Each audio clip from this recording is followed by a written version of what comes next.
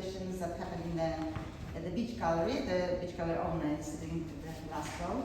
So we have an exhibition that includes Gina, who's sitting in the second row, and there's Tahira and me, and the exhibition is open till this Sunday. And then we have a group exhibition selected from the open call, which starts on Wednesday, and then it opens till 5th of October. We have a private view on Wednesday from 6:30 to 8:30 at the beach gallery, so please come and meet all the artists. We're going to have 40 artists. Probably not all of them will come, but people usually come for some wine and cheese. It's always a good party. So I just wanted to introduce now your host today, which is Alison, Kervin, OBE. So she's going to take it from me right now. So enjoy your talk. Hi.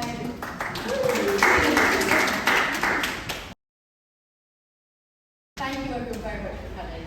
What we're going to do this evening is discuss the whole notion of resilience, particularly in the arts and sport, but also in everyday life, and what resilience means to us, how important we think it is.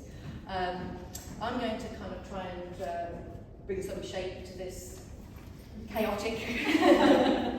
We've already done a talk today at a school and we all got a bit carried away, but we'll try and figure it out. So I'll start off by just giving you sort of a little 10-minute talk about resilience in my life.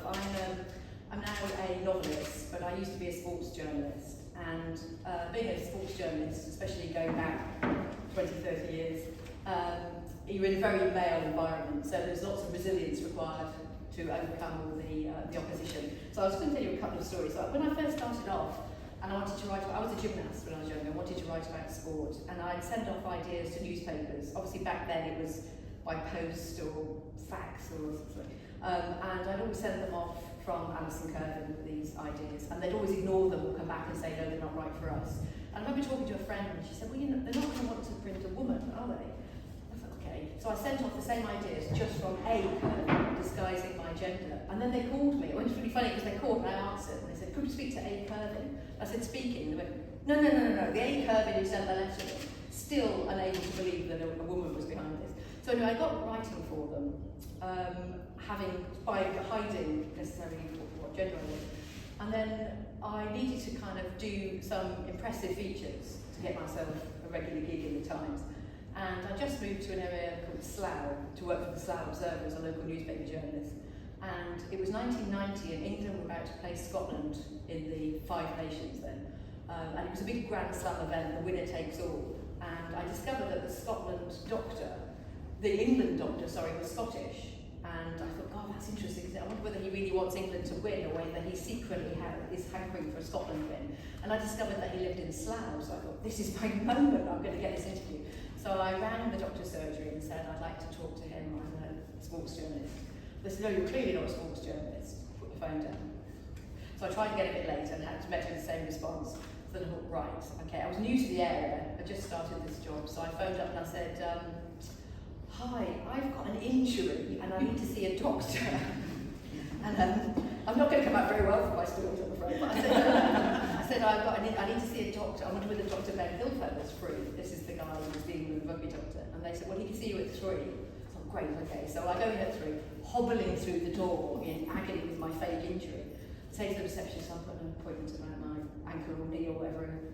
I've decided was wrong with me. And they said, take a seat and we'll call you. And then they called me and they said, Dr. Ben Hilfeather's surgery is just up those stairs. So I said, okay. So I stood up and hobbled towards the stairs. And then loads of guys in the waiting room got up to help me up the stairs because obviously my fake injury was really hurting me. So I hobbled up to his office, walked into the doctor's surgery, and I said to him, I'm so sorry, I'm a complete fraud. I hadn't probably thought about the ramifications of actually having to hobble and all this. And he said, please don't worry. I said, I admire your sort of determination. Come back at 6 and I'll do an interview. So I went, oh, thank you. And ran back down the stairs. And of course, everyone in the waiting room was going, oh, he's brilliant. And ran out. But that's how I got my first piece in the Times. And I'm not advocating that people go and, I mean, these days you wouldn't get an appointment at the doctor's, would you, quite as readily? But obviously I'm not advocating that. But sometimes you just need to do what you need to do to get what you need. And that started off my career in the Times. And then a bit later on, I wrote Jason Leonard's autobiography. I don't know whether you're familiar with Jason Leonard, kind of multi-capped England player. He was the most capped player in England at the time. And I wrote his book, and which was a bit of a chore in itself, because Jason would rather go out and drink than talk to his biographer about what he gets up to, but we got around that, I got the book done. And then I was there's a bar called The Sun in Richmond, where a lot of us kind of go occasionally. And I was standing at the bar waiting to get some drinks, and there were two men at the bar arguing about when Jason Lennon got his first cap. And they were nearly at loggerheads. One was saying it was 1991, and the other was saying it was 1992. And they were kind of getting close. No, it wasn't. And then some sort of drunken fight. So I intervened and said, actually, it was 1990. And they looked at me like I was something wrong with me. And I said, what really is? And they went, no, it wasn't. It was 1991, 1992. This argument persisted again. I said, it was 1990. And they went, no, it wasn't. I read his book. And I had the glory of being able to say, yes, it was. I wrote his book. So sometimes you get your comeuppance. And just one final story, which is a kind of a happy ending to kind of show resilience. But I went to Monaco, to Monte Carlo. It was a lovely trip I did when I was working on the Times to do interviews with. I had a weekly interview series on the Times, and so I had to interview sports people. And after a couple of years, I felt like I'd interviewed all the main sports people. The theory was that this was all the big names in sport, and I felt like I'd kind of done it. So I wanted to get people who were tangentially related to sport. So Catherine Zeta-Jones on Welsh rugby, just because she once said "oggy, oggy, oggy" when she goes back of any link to sport. And I got to this big dinner. We were told, I was on this media table with other journalists, and we were told that Sean Connery was coming, and because he was playing golf the next morning. And so I said, I'd love to do an interview with Sean Connery, as did every other journalist in the Western world. So we're on this table, and they came along and said, sorry, Sean's not coming tonight. And every other journalist would go, oh, okay, I might as well get drunk then. And so I thought, why did I come? Because he's playing golf early tomorrow. He doesn't want to come. And I thought, oh, I wonder where he's playing golf. So I asked her a Sept and said, there's one standout golf club called the Royal Monte Carlo Golf Club. And I said, and what time do the early slots start? And she said, oh, you have to be there around 6. Oh, okay. So I went back to the hotel, got up at sort of 5 the next morning, and went to this Monte Carlo Golf Club. I stood there like an idiot waiting for him to turn up with his entourage of the biggest, fiercest security guards in the history of the world. And just sort of stood on the edge of the golf course saying, Mr. Connery. And obviously the committee ignored me. And then all these guys were coming around and saying, what do you want? And I said, I just want to have a quick chat to him. They said, you can't, he's playing golf. I said, can I caddy for him? And I went, oh, God, we'll ask him. So we asked him, he looked over and he nodded. So I went onto the golf course. And actually he didn't make me caddy, someone came on and caddied, so I just walked around with him. And I got the most amazing interview. And he said when he is offered a film role, he plays a round of golf in the character of the character he's been offered, and if he can't do a round of golf in the style of the person, he turns down the role. So that's a genuine sports story, isn't it? So fantastic. So I go to write this, and then that evening I was meeting up with an old friend who moved to France, and she came over, and she said, let's go to this little sort of cafe, a really pretty cafe in the rocks, miles from anywhere. And I was telling her I'd done an interview with him, and she was saying, no, you haven't. I did, I swear to God, I turned up, I got this interview. And we walked into this little tiny, pretty little place. And at the back was Sean Connery with all his security guards. And she said, okay, if you've interviewed him, go and talk to him. I said, I'm going to send over a bottle of wine with a note saying, thank you very much for the interview today, and pleasure to meet you and everything. So I did that. And then he sent 2 back with a note saying, pleasure was all mine, something sort of charming, but I look forward to reading it. And then I was thinking, what do we do now? And then of course we drank all these. So there's 2 of us, we drank 3 bottles of wine, so now we're not making any sense. And I went, maybe I should send 4 back. But luckily, before I could behave like that, another note came over saying, just to let you know, just to tell you that there's really no need to send 4 bottles back, because we'll be doing this all night, and I could buy this restaurant. Sean Connery. So, and then his group left through the back. We didn't see him go with him. When I went to pay, all our dinner was covered, including all the wine we sent over and everything. And I've still got that little note up in my bathroom. So, very sweet. So I was quite sad when he died. He was an absolutely charming man, and the interview was great. It was lovely. But anyway, I don't know whether they show resilience or not, but that's, to me, is just kind of going above and beyond what you need to do, and just keep pushing, just keep kind of going until you get what you want, I guess. But now we are going to introduce my fantastic panel. I'm going to wear glasses because I'm very old. Megan Seward began her career as Gloucester Hartbury's social media and marketing officer alongside playing championship rugby for Cheltenham Tigers. She is now an up-and-coming reporter and regular presenter for England Rugby, World Rugby, All 80 Rugby and Woman No Try. And she is going to give us a little chat about everything about perception of rugby. Yeah, well, I'm not remotely as impressive, but thank you. They're my own stories. But thank you for sharing your stories up first. I feel like pressure. Yeah, I'm Hayman Seward. Thank you all for coming. I, as you've mentioned, started my career with the media at Gloucester Hartpury. If you follow rugby, you should know Gloucester Hartpury, particularly the women's game with the Women's World Cup happening, obviously, at the moment. I play for Cheltenham Tigers, so I don't know how much you know, but I'm going to set the scene a little bit. Cheltenham Tigers, we are essentially Gloucester Hartpury's punch bag in the warm-up of the PWR season. So we have a friendly each season to kind of get ready, for everybody to get ready for the season. And played rugby there to a good standard, and Cheltenham Tigers, if you don't know, definitely want to go and watch. They are good, they are a lovely club, and very competitive and very able. But I was doing social media marketing for Gloucester Hartpury, and for those of you that don't know what that is, that means running the Instagram, running the TikTok for a professional rugby team. I was doing it part-time at the time, so I was working about 12 hours a week, and well, that's a lie. I was contracted 12 hours a week. I was working probably about 42 hours a week, and I worked out that I was probably getting about £6.12 an hour, and I was like, this isn't sustainable. But resilience, I turn up every week. I was so passionate. I was very fortunate I have my own company on the side, so the financial piece wasn't necessarily compulsory, so I'm very, very lucky in that aspect. But the resilience piece, turning up, knowing that you've got to produce the same volume of content as the men, if not more, because our audience is there. We didn't necessarily do written pieces because the audience is different.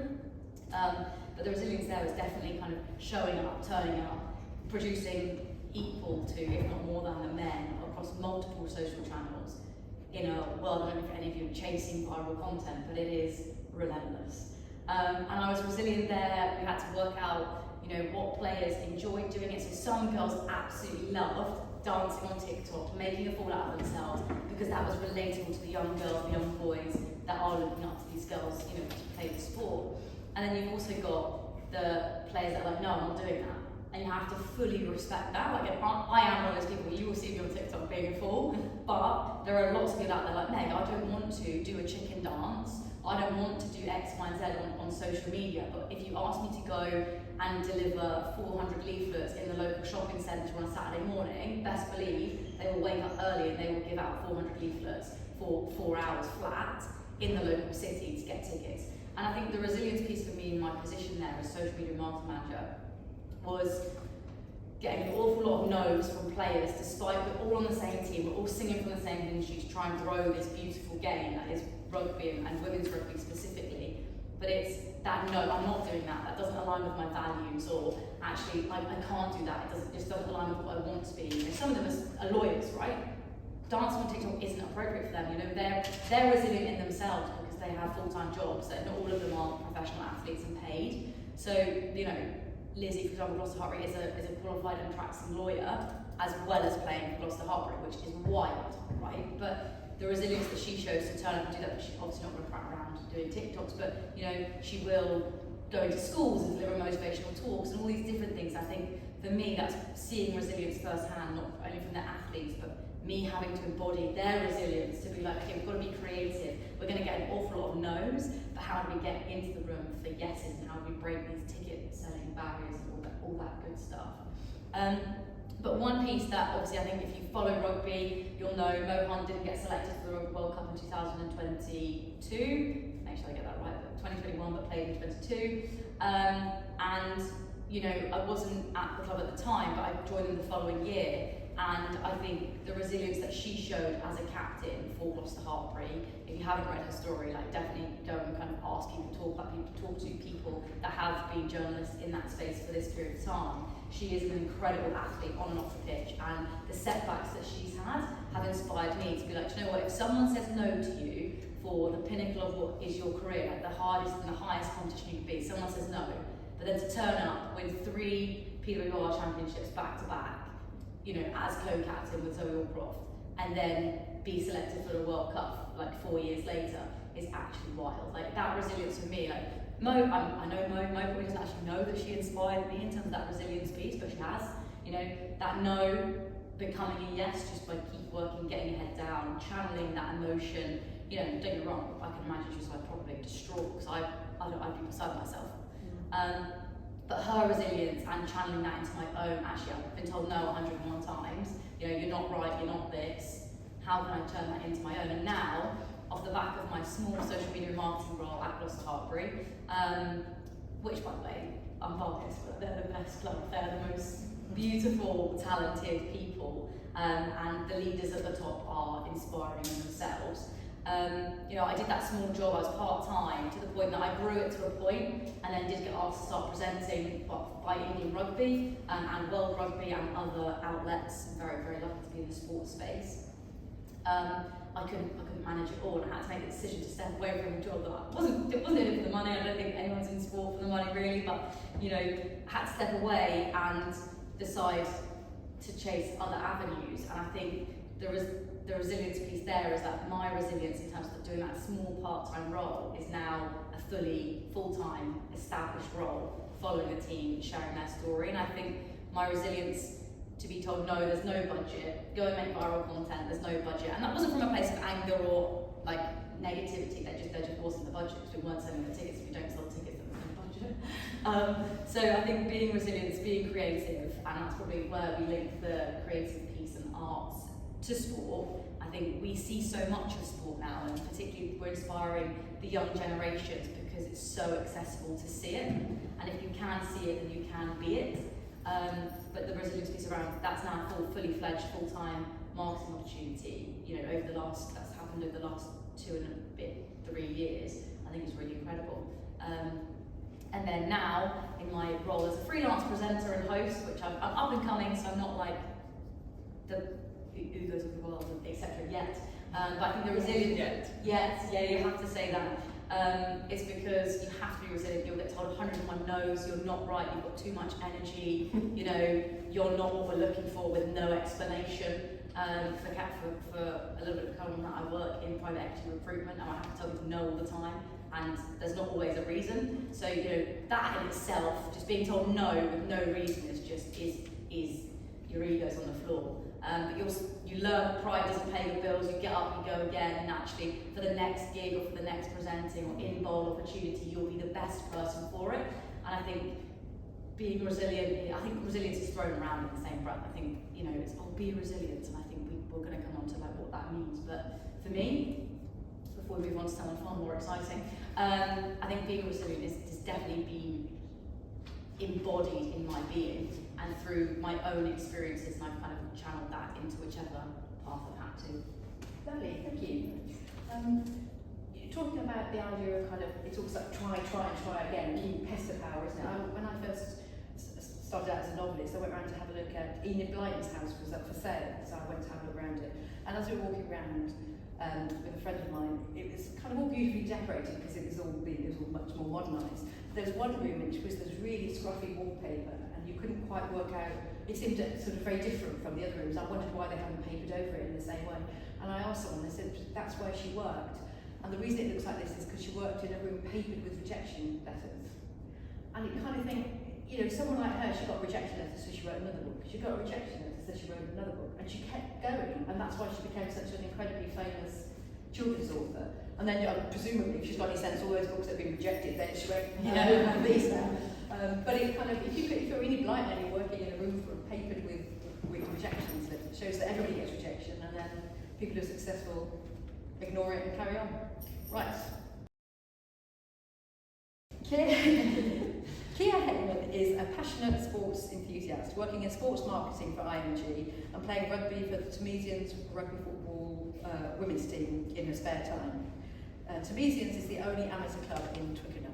That's correct. So if anyone knows any players that want to come and play women's rugby, please let us know, because we're always looking for girls at any level. But yeah, it's very big to follow up from you guys. Big boots to film now. But I've always been a sporty little girl, as my mum would know. I've been through my phases, playing lots of different sports as a kid, and like a lot of girls, I think I dropped off the sports ladder as you'd call it, going into secondary school. I went to Aldergrove School, which is a school very locally to here, where they've actually just did a talk to 200 girls, which I hope inspired a lot of them. But it wasn't really a place that inspired me. It was very much focused on the netball team and pushing those girls, and that's great, but netball wasn't my sport, and that wasn't the place for me. And there wasn't many other sports that they pushed for us to join. I did my PEA level, so I pushed my interest there, but playing actual sport at the school wasn't something that was promoted other than netball. So I ended up finding rugby when I went to uni. I started playing at the University of Bath when I was 18 because I thought it was a space where I'd heard a lot of people join when they've never played before. So it was a really supportive environment and a really supportive group of girls. And I think the difference with rugby and other sports is that you get a lot of people who have never played before. And you get a lot of people who we really want to keep. So because there's not many girls that play, we're really trying to create a super welcoming environment. It's not competitive in that I'm better than you, I want to be in the first team and push you down. It's that we're desperate to create and retain those girls who have never played before, no matter what level, and no matter their kind of whether they're enjoying it or not, we're desperate to keep them. So it's just a super supportive environment, and I love that at uni, and that's what we're trying to create at our local club as well.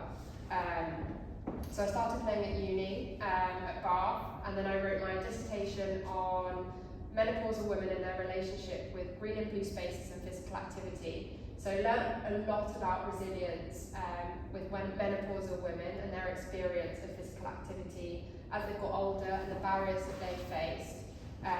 Reconnecting with nature, like our beautiful bushy park here, open water swimming, and reconnecting kind of with the community and other women to kind of find that group and support rather than being individual. So it was great to kind of learn about that in a space that would have been a taboo subject that's completely changing now. So it was learning about other people's resilience, which was super interesting. I then went on to study my masters at Loughborough, but in London. They have a campus in the Olympic Park. I was playing at Tunisians at the time, which I really enjoyed. It was a bit of an effort going from northeast London to southwest London to train, but it was always something I really enjoyed. So that was always going on in the background. I studied sports marketing while I was there doing my masters. Went on to do my dissertation in mothers working in the sports business industry, so learned a lot. I'm just quite interested in resilience and women breaking down barriers in any way, shape or form. So studied that, did really well, learned about how mothers and their struggles that they face, being a mum at home, juggling all these different roles, being a boss woman at work, being a mum, being a partner, being a friend, but also trying to focus on who they are as an individual and trying to keep that. Just found out so many hats that mothers wear and all the support that they kind of need to kind of focus on the time themselves, kind of weighing up that kind of seesaw of whether they're putting all their energy into one or the other. So it was really interesting learning about their resilience. And then at the University of Bath, so backtracking with my relationship with rugby, I faced injury there. I injured my lower back, which really impacted my relationship with rugby. I kind of stopped playing for about 3 years because it meant that I couldn't really go to the gym anymore, which was my beginning kind of passion, my background passion. I found that really, really difficult because, I didn't have that community anymore, I feel like, when I was at uni with rugby in kind of my final year because I couldn't play. And I wasn't going to be getting up at 7 AM to just watch all the girls train after a night out. that wasn't what I was interested in so much. But so injury was a big thing with resilience, facing that ongoing, on and off for 3, 4, 5 years. Then coming back to playing rugby at Tunisians, building my confidence again from saying I played for 3 years, not in my opinion acting like it when I was at training, because there's this barrier in your head. So it's kind of facing that resilience of that mental game. It's very much a mental game, putting yourself in a position to be tackled to the ground, to tackle someone else. So that's really difficult.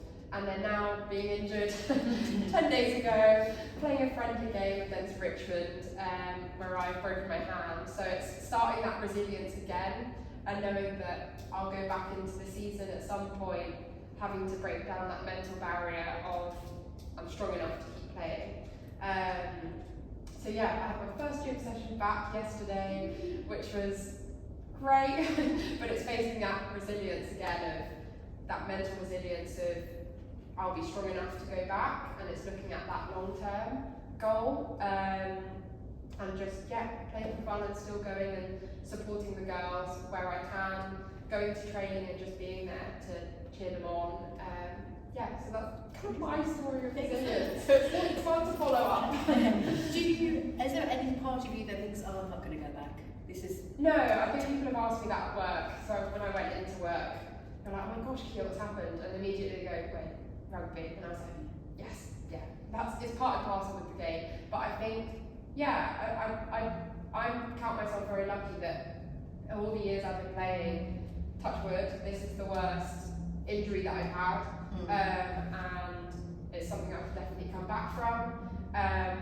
It's as I've said, it's that community that's so important, and I love being a part of that community, and there's no other way of physical activity that I can push my body.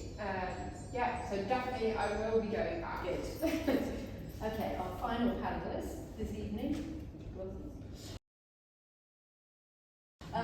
Kate Howe is a multidisciplinary artist who blends time as an artist, writer and postgraduate researcher at the University of Leeds with their role as founding director, artist in residence and a mentor and coach at the Rupture exhibit Creative Incubator in South West London. Kate's work, which explores gender identity and the socialisation of gendered violence through paintings, installations and performance art, has been shown across London, Leeds and the United States. Welcome. It's lovely to be here. Thanks, for putting this on. I think it's wonderful what you put together this afternoon at your alma mater, I guess. Your mini alma mater was wonderful. Getting to talk to those girls. I'm going to tell a different story than I told this morning. I thought I might just talk to you guys kind of openly about what it took for me to get here to London. Back to Not here tonight. Not here. Oh my God. It's a story of resilience, if I can tell you. First of all, my Uber canceled. No, okay. No, here to London to live. So I won a place at the Royal College of Art in 2020, and so I knew that I wanted to come here and get my master's. Before that, getting to that place before I could get here was a big journey. And resilience built over time, which is one of the things that we were talking with the girls today about, like how each failure or difficulty, when you honor it and sort of move through it and then survive it, layers a sort of another shell or layer of resilience in you. Because you survived it, you know you can survive it. Because you've been through it once, you know you can do it again, or you're going to try to do it again. So for me, my story, I'm like, how far back do I go? I'll skip bits. My father was an opera singer, and my mother was a painter. And so I had a history in theater and art, and I grew up in a very happy childhood. And then my father passed away when I was 13, and I left home. So everything changed really dramatically. And since that age of 13, leaving home, my journey back to school was from that age until 2020, basically. So, or 2018, 2020 to get here. So I faced a lot of difficulty and adversity. I sort of struggled quite a bit as a kid. I don't know if you can imagine, but I was not very well behaved when I was a teenager. Shocking, I know. But you know, there's certain things about that kind of difficult person, one of the things we were talking about today is that resilience often first takes its form in pushing back. So that skill I have in spades. So I know this about myself. So when I was trying to be resilient before, I would just push and push and push. And then I learned that I needed to push in concert with like other people, and then you can push hard. So not fighting against everything and everyone, but picking a side, building a team, making a creative effort, understanding that we're all in it together, you know? And that really changed everything for me. So fast forward to, let's see, I was at I've had so many careers. I've been a stage manager, I've been a scenic designer, I've been a lighting designer. This was all in California. I really enjoyed theater because of following my father's footsteps and the community that it builds. It's a team that puts on a show. And one of the speakers that we had today, who's also a rugby player, was sharing her experiences of putting on shows and how that takes so much fortitude and resilience. So I had a lot of success in the theater, but I was still really unhappy because I was a painter and I have always been a painter. But my family were really like, painting is too hard. You will be poor. You need to do something else. And so for my whole existence, I've been trying not to be a painter, which is the worst thing. Because if you are a painter, then you will just be one, even if you're not painting. And it's something that comes from inside, you know, it's a need and a desire, not necessarily to push paint around, but to express yourself and share that expression with other people, you know? To interpret the world as you experience it, push it through you and have it make something, and then be able to communicate around that thing, as you know. So I went to school. I finally was like, you know what, it's my time. I was a little bit behind, but I was like, I'm gonna do it. And so I went back to school. I went to Art Center College of Design in Pasadena, California. There were only 8 fine art students in Art Center College of Design. Otherwise, they were building cars. They were making the cars of the future. This is the 90s, 1990. And you know, it was just like I was the one female and 7 guys, and they were all conceptual artists, and they all knew philosophy, and I did not. And so it was like a very intimidating environment. But what was great about being one of 8 fine art students in the school was that we were allowed to have access to everything, because we didn't really have our own, you know, spot. So I was just like, whatever, I'm not into worrying about difference. I'm here, I'm in, I'm gonna do it. And so I ended up being the pulling prints for Robert Rauschenberg with the head of the print department there, which was an incredible experience, terrifying. He wasn't there, but the head of print was. So we worked together for years, and even after I left that school. I left school before I finished because I made a deal with my husband that because he was a graphic designer, it was more likely that he would make money than I would. And so he was gonna finish his job, his schooling, because we were in school at the same time, and then I was gonna go back after. That was the deal. And of course, I did not go back after. So I left school partway, and since that time, I have been trying to finish my degree. I've been going to community college, night college, because I needed a math credit and like some other stuff to get back into a BA or to get into a master's degree. And every time that I had time to go back to school, some of my credits had fallen off the bottom because they were no longer relevant. And so it was like running on a treadmill. It was making me crazy, and I just thought, this is never, ever, ever, ever, ever going to happen. And then we decided to have kids, which was a great idea. It was a great idea, but not as far as going back to school goes, just to be clear. So what ended up happening was I ended up, my husband was a rock climber. This is how it's like a whole lot longer than this story. Story for the pub for later. So my husband was a rock climber. He had always dreamed of opening a climbing gym. I am a very efficient person. If you put a project in front of me, I'm like, right, let's write a business plan, let's get some funding, let's get some people in. Okay, so we did this. We raised $750,000 and we opened a gym in Pasadena, California. It was one of 5 gyms in all of Southern California in the 1990s, and it was a smashing success. It was amazing. And so of course now I'm running a gym and I have 2 babies, which is fine. So I have them in slings, and I'm teaching climbing, and I'm running the gym and all this stuff. I'm not going to school, not painting, but I did manage to paint all of the climbing walls. I had this massive pouring, like colored limestone, it looked looks very much like my paintings. And it was the first gym that ever had any color, and we used special colored clay for the texturing, and also we built it ourselves with our own hands. It was awesome, just incredible. And then our landlord stole it from us because it was so amazing, and we had been young and dumb when we signed our lease, and he just took it and he gave it to his kid, and that's a whole other story later. So no, yeah, it was really intense. We lost everything. My husband went through some really serious issues with that, and it really affected his mental health really seriously. So we ended up, at the same time as that, I got my first solo show at the Metro Gallery in Los Angeles, which was like, we're in, you know what I mean? Tell me I can't be an artist. It happened anyway. And the day before, they came to look at my stuff in my studio, which was in our backyard, where there was also a little climbing wall that we had built. We had an 85-year-old house, which in America is really old. It's such an old house. We had knob and tube wiring, and so a spark went off in my studio, and I lost 47 pieces. The studio burned to the ground that night.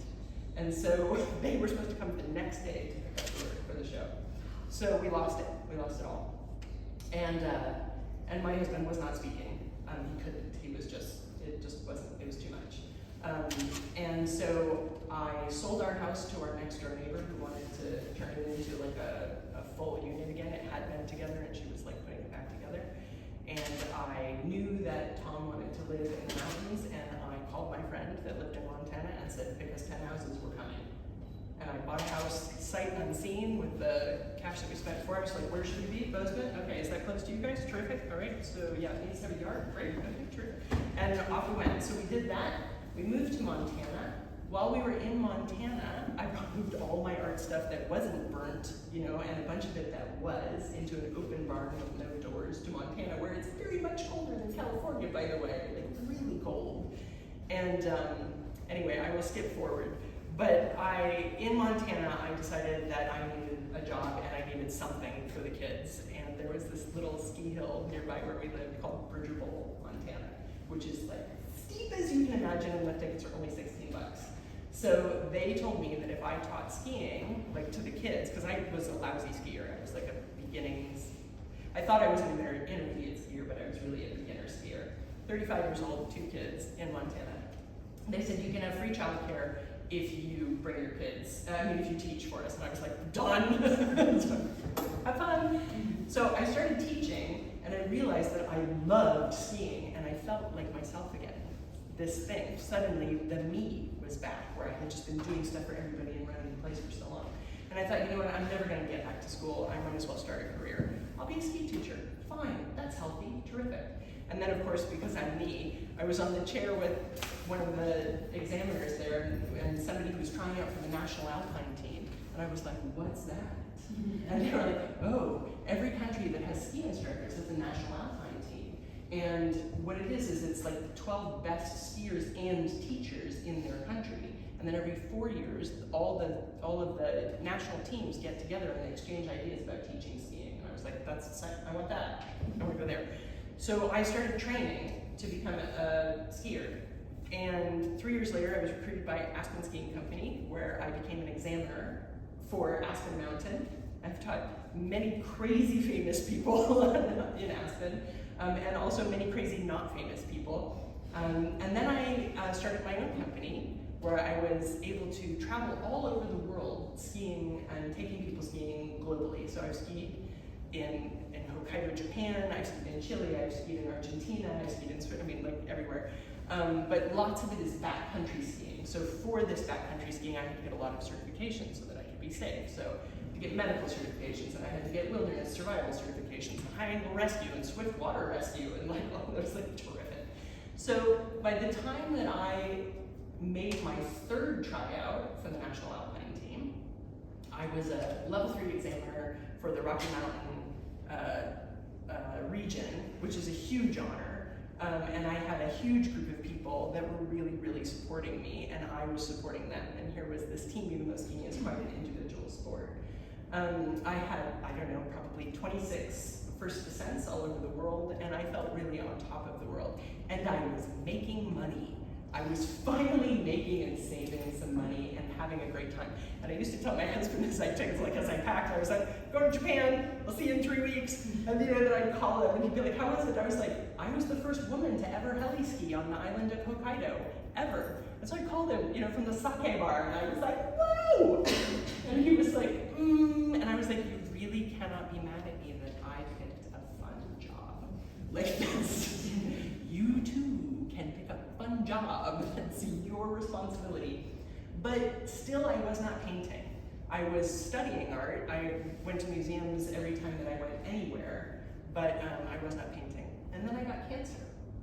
And that stopped me from skiing immediately. And they said, oh, it's a baby cancer, you'll be back on the slopes. And everybody in my locker room was like, oh, it's fine, I've had cancer, like suddenly everybody has had cancer. Like, why did you guys speak up before, So they were like, we'll help you and everything. I went through my cancer treatment, and it made me very, very, very, very sick. I had thought before, I'd broken my neck in 2 places, I broke my back, I've been, like, oh my gosh, I had been so stitched back together. Always, I thought things were repairable, and that I would just come back. But I didn't come back from cancer like I thought I would, I had been a force. And then, will I never ski again? I don't know. And sitting next to my bed was this cup of all my big fat brushes that had survived the fire. And I thought, I have been trying to get back to painting my whole life. And I still don't have a college degree. And I'm gonna do those 2 things. So I was in bed, I was so sick, and I could not just lay there in bed anymore. So I thought, I'm gonna find a way to get to the Royal College of Art. So I have to finish a BA to get to the Royal College of Art, and it has to be a BA that's in art, and I don't have a studio because I can't really walk around. Like I was bedbound, you know what I mean? So I found an art history course online from a very well-respected school, Arizona State University, which actually has a really strong feminist art history program. So I graduated with a 4.0, right? So hard. Thank you very much. Yes, I can totally take that. I graduated with a 4.0 from Arizona State University, and I met Betsy Fallman, who taught me that women had been artists always. She unearthed everyone. This is before Katie Hessel's book, The World of Art Without Men, And it was just absolutely shocking to me to see how much erasure had happened. And I started to realize that I was also passionate about this. And so I got my spot in 2020, sure enough, and I realized that it was COVID and we couldn't get here. So I, in order to come here, moved closer to my goal. So we had visa options. We could go to California and wait for the visa center to open, Chicago and wait for the visa center to open, or New York and wait for the visa center to open. New York is closer to England, so we go forward toward what we want. So I went to New York and I slept in an ex-ski client's, we all crammed into his 250 square foot apartment in our sleeping bags and stayed there for a couple of months until it opened. And then we all got here and we all went to school. And I thought, oh, I will gain health and I will re-enter the world. But I did not. I got very, very, very ill. So during that master's program, luckily we were online for most of it. And so I could occasionally go into school when they opened. But I needed something that was close to where I was living that could be a studio. And I found this broken down, garage, series of shacks, really, in the middle of other people's backyards, which is now Rupture Exhibit. We've been there for 5 years. It's an experimental art community where we support artists while they work on breaking open their practice and becoming themselves within their practice. And you can see why this is important to me, because for my whole life I have been trying to become who I am and show up in the world the way I want to be. And so, having got through many other situations around it, I found myself there, and I realized that I will not compromise. This is one of the things that we talked about today with the girls. We had somebody ask us, what does it take to change this sort of powerarchy structure that kind of keeps us from getting ahead? And my response to her was, I think that we have to not just expect change or be the change, but we must insist on change and then hold the line. We have to show up fully as ourselves, giving space for that, knowing that those resilient layers layers are building and building, and that even if it's not physical strength, there's another kind of strength that is really powerful, and use that in the world. Thank you. Just so you didn't mention counselling. Are you all okay now? I am all good. Thanks. Great. Very glad to hear it. Right, we're going to have some questions now. So, what does resilience mean to you? It's a very open question, but I wonder what we sort of throw the term around, don't we? I wonder what it means to you. Yeah. Oh, that's deep. So for me, I think for me and what it means for me as a society are two different things, if it can. Yeah. So for me, it means be relentlessly bullish, stand on what you believe morally, regardless of the environment. Just go, and yes is the answer. Even when you're told no, you're just being redirected to a yes. That is what it means for me. Yeah. In society that I'm in, I think resilience means we collectively have got to work together to break boundaries together. So when you're getting a no, it's just keep going. Yeah. And it is just keep slogging away. Yeah. I told a story today. I had he's not a little boy now, but when he was a little boy, I had an au pair, and she came over from Spain, and she said, I want to learn to speak English. So I showed her where the local college was, this place in Isha, and she obviously went in to see them, and I got back, it was answer phones back then, so there's a message on the answer phone saying, just a message from Petra to say you have to start at the basic level, you can't go straight in at the level you want to go on. So I gave her this message, and I go up there. So you can't, you have to start, they want you to work your way up. The next day I got back and said, I've just had a message that you've been in to see us, Petra, when I wasn't here today.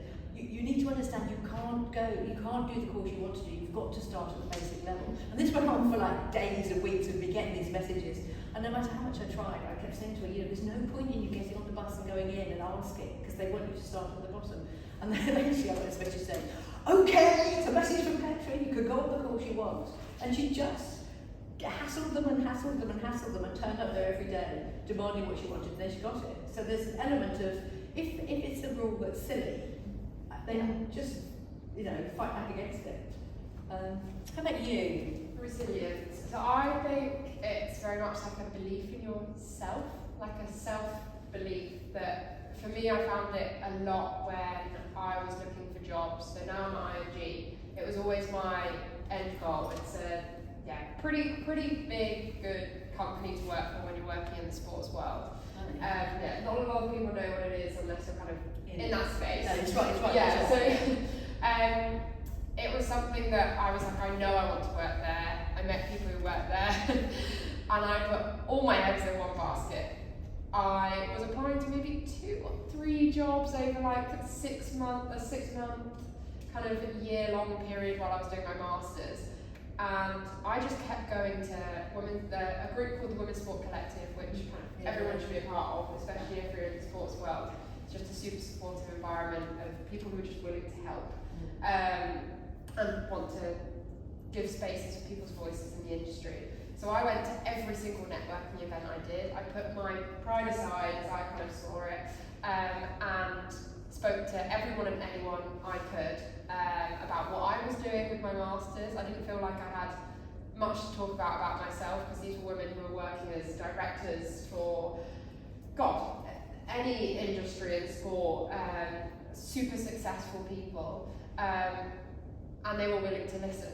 And they could have opened some sort of door. I was kind of like, I might not have got something from a conversation, but 1 in 100 conversations could have opened a little door to a job that I was really interested or passionate about.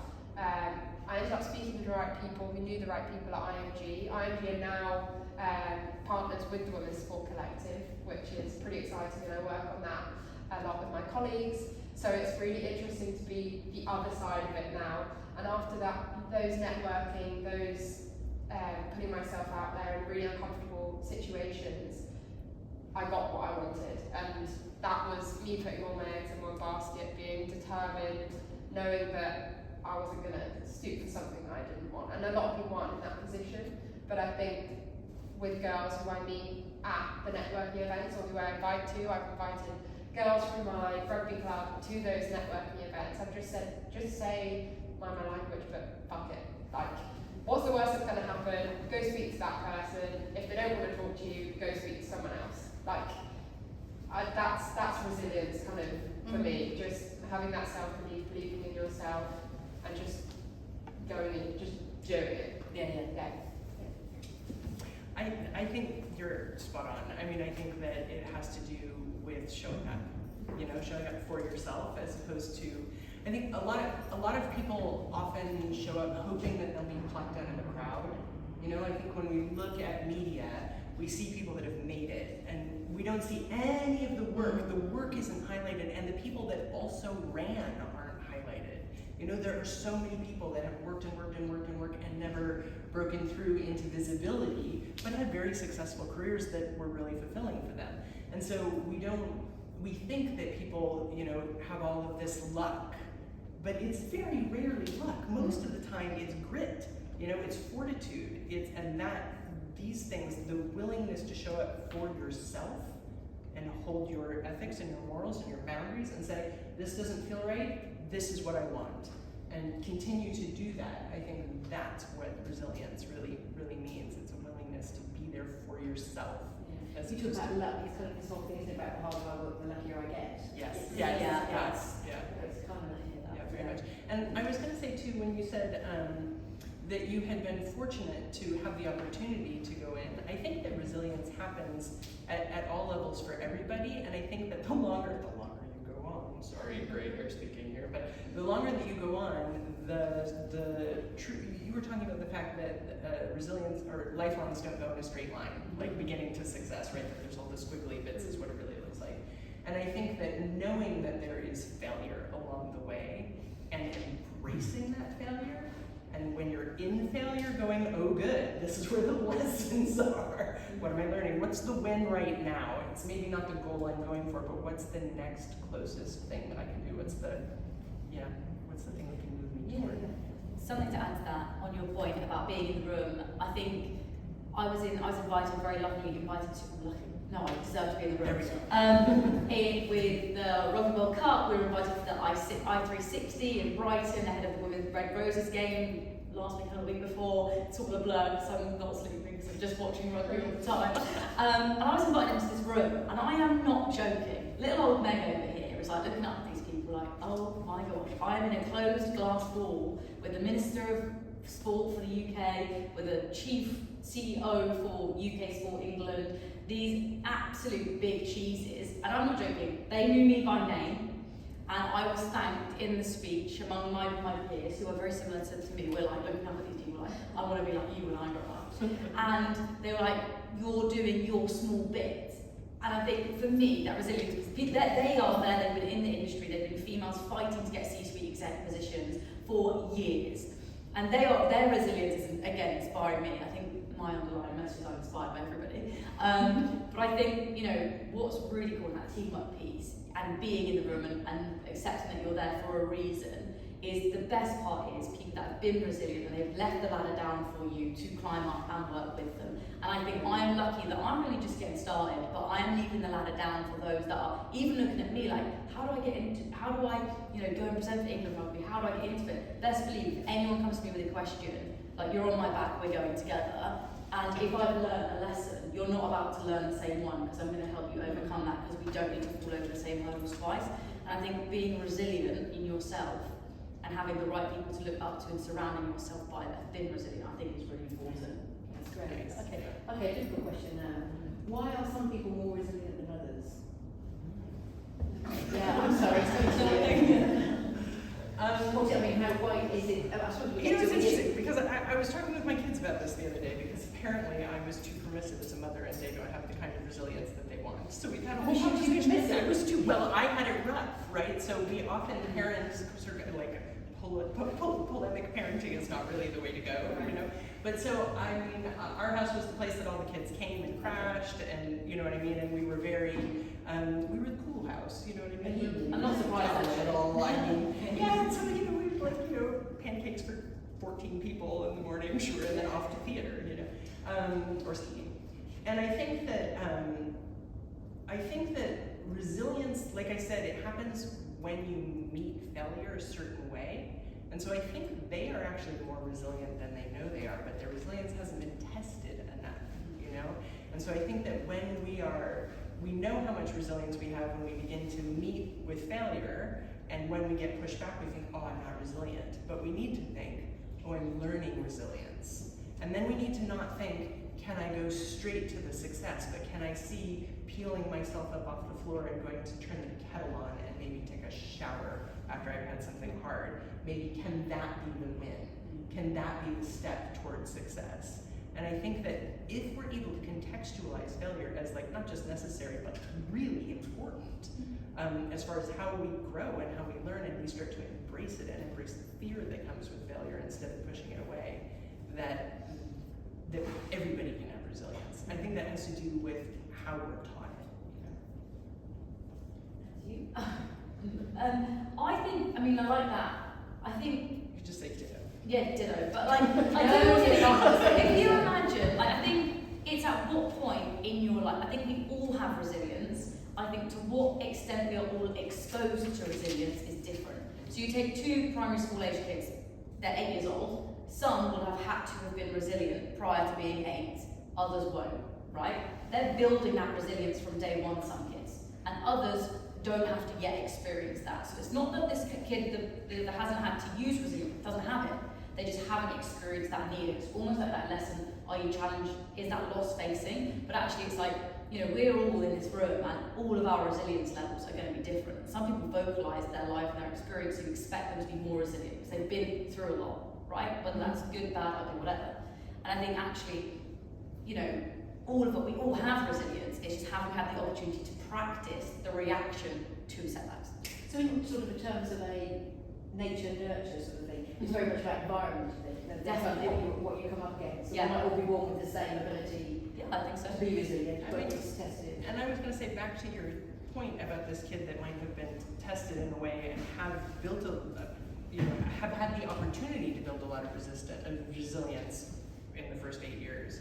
It's not necessarily true that they have built resilience, because if they're not in a place where they're being taught that these difficulties and failures are building character, if they're not being, if that part isn't being nurtured, then you can really get to a place that's really broken and really painful, and getting past that later can be really tricky. Too many tests. Too many, without the other side of the teach. Do you have a sense of within your team that there's people are more resilient than others? And Definitely. yeah. There's a little smile there. I think, going back to say last, like, when I got injured, I think a lot of people thought I wasn't so resilient, because I had my coach come up to me when I went to training on the Wednesday, just to support the girls. And he was like, oh, I thought you just sprained your hand.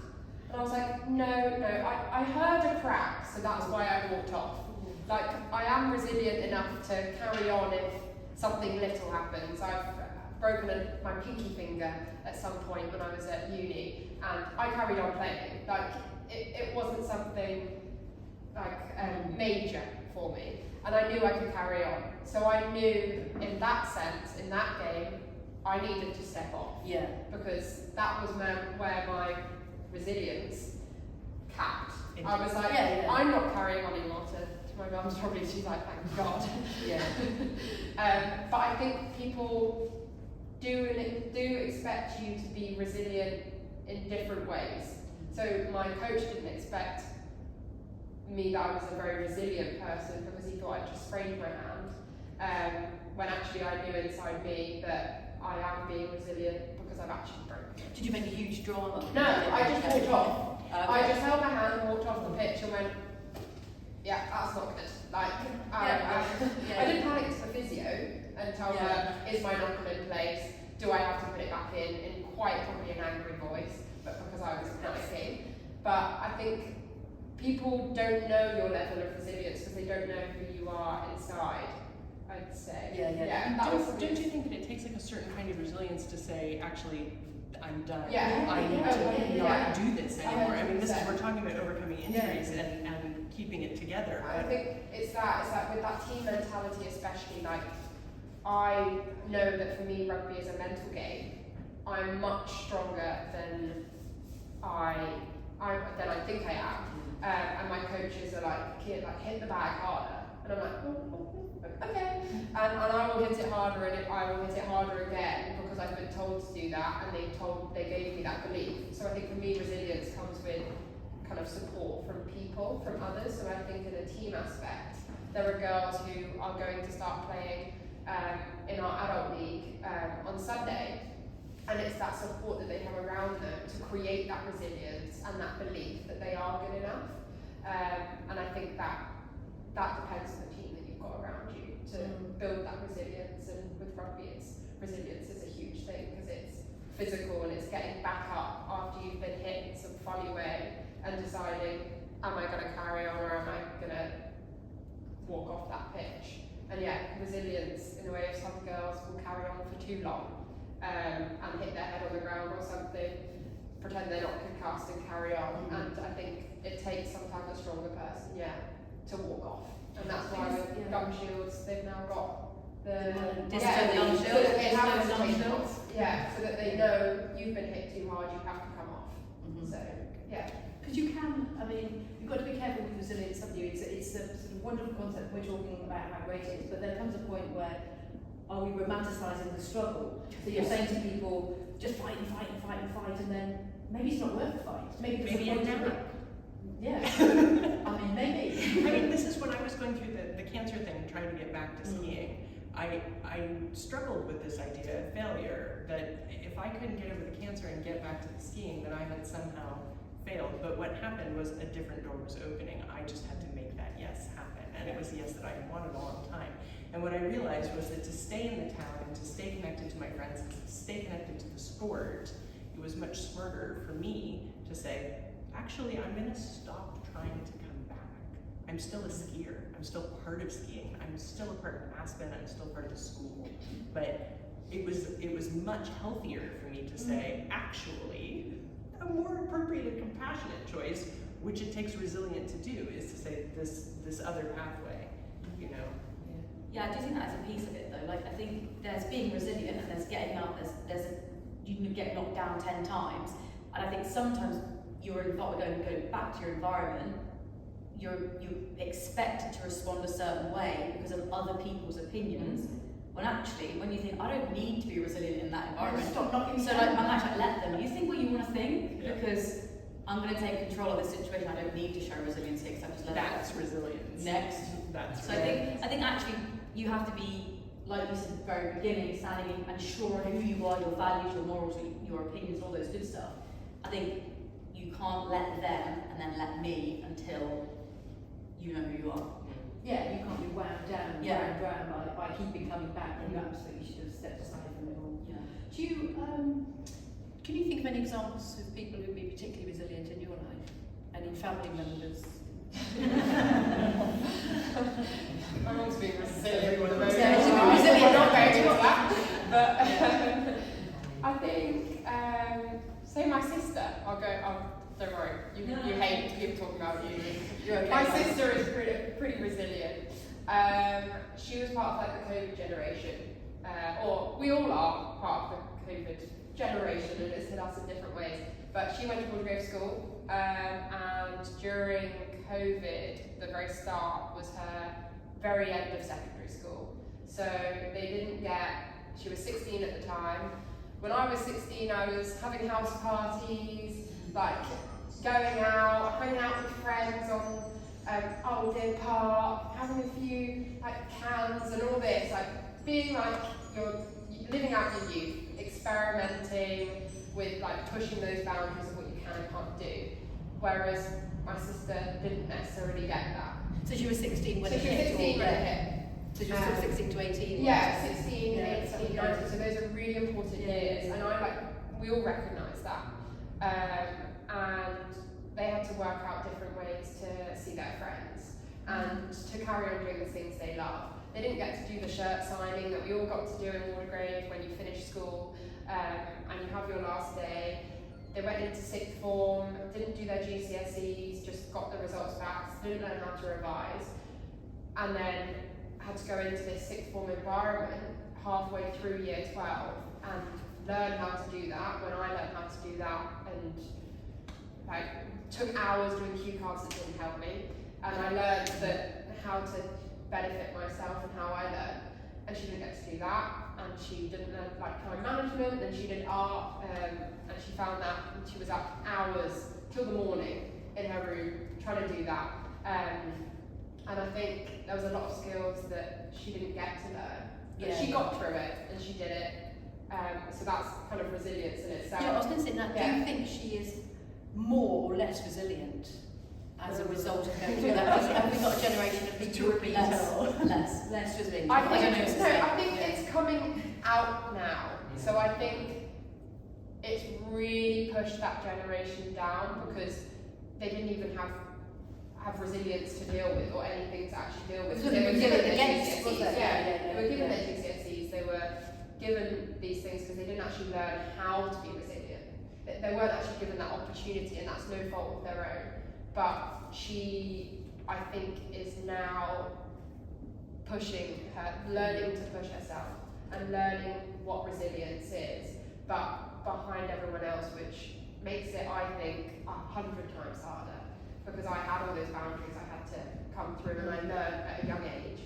But she's learning that now at 21. But I suppose her whole cohort is the same, isn't it? Yeah, a lot of her cohort are the same, and I think it's affecting people in lots of different ways. And that's what I think it is.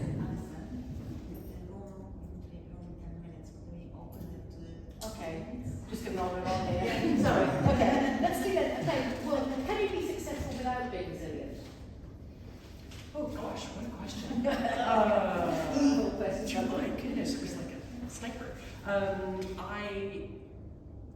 don't think so. I don't think so. I think that it depends on how you define success. You know, I think like if you're thinking success is reaching a certain sort of dollar figure, pound figure, whatever that you take home for your salary and having a house and having things, I think you can find your way there, but I don't know that that's actually success. I think that success is much more about finding out that you're comfortable with it. Exactly. And so I think that my daughter is in the same, also 21, in that same sort of thing. And this resiliency, what I see now is success. You know, she's just got her first job and she has to clean the pub, and she is a very, very, very talented artist. You know what I mean? But she didn't. No, but there will be. That would and it's coming.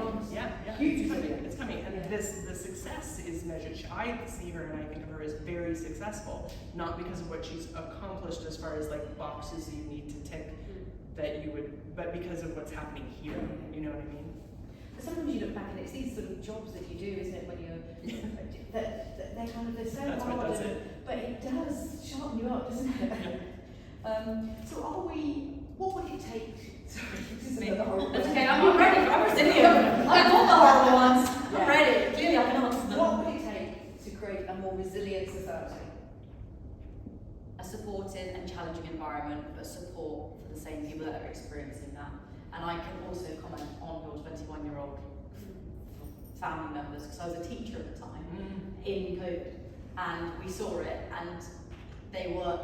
You see them coming back, and they were completely different years apart from them. But I'm now working with some of them, like in London, and their resilience is displayed in other areas. But I think that's your environment. You are a product of your environment, and you choose your environment. Sometimes it's hard to choose your environment, but when you do choose it and you choose it well, which is what you want to be, you become more resilient. Okay. I think I dodged your question. It's fine. I've just got one more question to ask all of you, and then we'll open up to the floor. And that is, do you think art and sport contribute to a more resilient society? Art from sports perspective? Yes, good. I do have an art side to me, doing marketing. I think, especially in terms of rugby, yes, because well, in any sport actually, you are not, it's never going to be smooth sailing, ever. You can probably ask any athlete who's professional or who's an amateur, it's never going to be smooth sailing. You're always going to face injury, you're always going to have competition from others, you're going to have competition from who you compete against. So it's always going to be difficult, and you're never going to win everything. So I think you learn resilience in a more, I'd say, kind environment, actually. sport is, because it's if you're not trying to be professional and you're trying to do it as a hobby, you're learning resilience in a kind environment rather than in a workplace where you might get fired from your job. So it's less detrimental on your life. Yeah. But Lovely. Does art contribute to all? Yeah, absolutely. I would say that at all levels, that art, if you're trying to sort of break into the kind of blue chip art scene in a major city, it is incredibly competitive. And I think often we look externally to see if we can get signed by a gallery, or this is like being picked up off the street, or ordained by somebody who's like, ooh, you're perfect. And that's not how it happens. The way that it happens is that you learn to tell yourself that your work is doing what you want it to do or not. And if you don't know how to make that judgment for yourself, then you know where you need to begin to work. That exposes the maturity of your practice. And so when you get to a place where you can talk about whether your work is doing what you want it to do or not, I'm sure you experience this when you write, like, you know if your work is good or not. Yeah, exactly. And so I think that experience is what teaches the resilience, is being able to pull yourself away from the need for this external validation, and again, coming into the self to know. Yeah. And read it and go, oh God, it's rubbish. At least I got that out of the way. To conclude, I think both sport and art, and I think art for me is the spectrum is so big. I think both contribute to reducing that loneliness and improve health status, and I think that makes you more resilient. So I think when you're surrounding yourself, whether it be sport, whether it be around artsy people, or whether you're combining the two, I think your circle again is going to support you to becoming resilient, because you don't get that art contract or that exhibition gig, your art colleagues are going to rally around you, okay, what's next? And it's exactly the same in sport. And I think actually when sport, I know, is a creative thing, it's competitive, and as is art, but I think when they come together, I think because of your environment, you are becoming more resilient collectively as a society, which I think is brilliant. Fantastic. Thank you very much, panel. Thank you. We're going to open it up to the floor. If anyone's got any questions, please just... Hello. Are you doing this again? Anyway. No. We're not. It's a bit of a... Why not? Well, unless our... Maybe. Actually, the organiser. it's not being recorded. It might be issued as a podcast or whatever cast you call them. She is recording it, so I think that we will have access to the link. Yeah. Maybe we should start a podcast. I mean,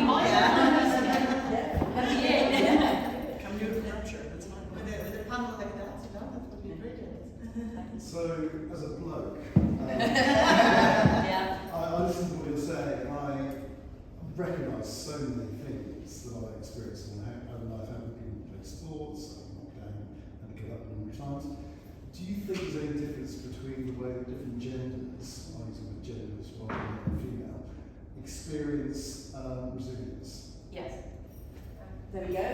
Who said yes? Me. I do. Of course I do. I think I am a strong female, but regardless of my gender doesn't mean I'm going to not get anywhere, just to clarify that. I will be, in my own world, successful regardless of my gender, but I do think it historically has been easier for men to be in those positions, naturally, because of history. I think now women are having to prove so much more, and I think, for example, the role of looking after a family, a woman would stop her job to look after the family. Now we are expected to not only look after the family, which is a full-time job, but also climb the career ladder. So, for example, I think it's harder for women to be expected to manage and navigate all of that without male allies. I don't think it's a men versus women thing. I think it's a women can get there for being the best at the job in support with men. So you think women experience it differently because they have different life expectancies and because of history. Yeah, typically it's been men in these top positions, but I think we're overcoming that. But I also think it's hard for a man now, by the way. Sorry? I also do think it's really hard for a man now because you're men and everyone wants women. I was going to say that I think the one difference that I sort of notice is that women are much better at sharing experiences than men. Yeah, definitely. And I remember a statement saying that men lead lives of quiet desperation because they're having to provide for families, having to do all that kind of stuff, but they tend to do it on their own. Whereas I think men could learn a lot from women in terms of how they support each other. Yeah, I completely agree. Yeah, you notice it in friends groups as well, don't you? If you're upset about something, you kind of rally around with lots and lots of friends, and that my brother would just sort of stomp off on his own. I mean, like, it's a very different set of relationship, I think. I mean, do you think? How do you feel about that? Yeah. Yeah. How many through? Yeah. I think that there is a proven history of what we were talking about it today with girls, weren't we? There is a patriarchal framework that is like, I compared it to the tax code. It is just a framework that operates by itself. It doesn't include necessarily individual people, although people can choose to ally with it. So the patriarchy has existed forever, since we became agrarian 12,000 years ago, you know what I mean? And so the first time that a man, found some land and then was like, free labor, have my kids, let's go, okay? And then a little more land makes you a little more powerful, and more kids work the land, and then you have this unpaid labor cycle. And from there on, we have this oppression and difference in expectation around gender. Regardless of what happened in the past, one of the things that we talked about is that, one of the things we talked about before the discussion actually was that whatever happened in the history of humankind before this doesn't mean that it's okay today for a whole bunch of the population to be subjugated. And so we shouldn't have to prove that there were matrilineal societies and that we can lead. A lot of scholarship goes towards sort of excavating proof that we're capable of leading and proof that we're capable of being whole and complete people. And I wonder, who are we going to show that proof to? Like, is there a big daddy somewhere that we're like, look, we did it before, can we do it again? Like, no, I think we're so, it's 2025, the world is on fire, there's just no time, we just need to go. Who's looking for the proof? Are women looking for the proof? I think women, I think that there's been, I think it's a good thing. I think we need to know our history, but I think that we really rely on, yes, it's feminist scholarship looking at that, and I think, and then we start to have these conversations and we say like, okay, well, patriarchy and not the men in this room, not the men we love, and I think it's really important to expose the oppressor as this ancient tax code-like system, that like half of it's old, half of it doesn't work, there's a bunch of clauses that don't matter anymore, and they still wake up and act in a certain way. They act against men, and they act against women. They teach terrible expectations about masculine behavior and isolation, and they teach terrible things about what feminine behavior should be, and it totally leaves this massive valley for anything in between. And so I think today, with things like this, with discussions like this, we can look like beyond that as people and come together and make openings for equality, true equality, emancipation. We're not taking anything from anybody. We're trying to work together, and I think that's sort of the key. Do you have a view to that? To throw a spanner in the works. Yeah, do it. Well, I think from a sports perspective or a rugby perspective specifically, I have noticed or I've heard from my perspective that I think in men's rugby, they're sometimes taught to be too resilient, as we spoke about with injury and things like this. I remember reading something while I was doing my masters that I can't remember who it was from or where I read it, but it was about the top people at the RFU, or the people who used to work at the RFU, and how all these rules were coming into place about men and women's rugby, about tackle height, about lots of changing in the rules to make the game safer, as it should, because we want more people to keep playing rugby and not seeing it as a scary, dangerous sport. And they had reports saying from people very high up being like, it's boring. They're making the sport boring. So I think from that perspective, it was originally, I think, sometimes rugby teaches people to be too resilient on the pitch, and especially in the men's game, I've experienced from partners and things like that, that people are taught to be too resilient. They come back too quick.